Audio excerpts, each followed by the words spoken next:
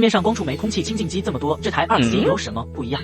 我们打开空气清净机内部，这片就是我们日本专利技术的阿鲁米用高效过滤片，采用金属冲压波浪状来增加反应面积，单片有效作用面积达150平方米，相当一个排球场的大小。超大反应媒介让光触媒反应更强大。但到底什么是光触媒呢？现在实验给你看。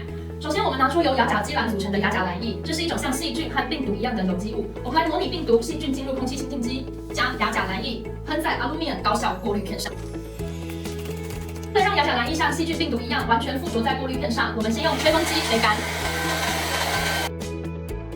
要怎么让它清除呢？抠，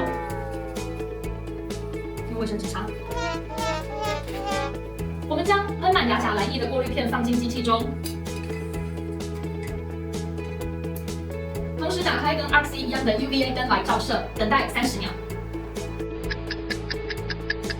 超神奇，看到了吗？亚甲蓝液经过光照射完全消失了，也就是 UVA 光接触阿鲁米过滤片这个媒介，上面的有机体就全消失了，这就是光触媒的原理。而且因为搭载日本阿鲁米专利技术，一台小小的 RC 可以装到4片过滤片，等于4个排球场的面积。超大面积的反应媒介让光触媒效能倍增，日本阿鲁米专利技术有够厉害。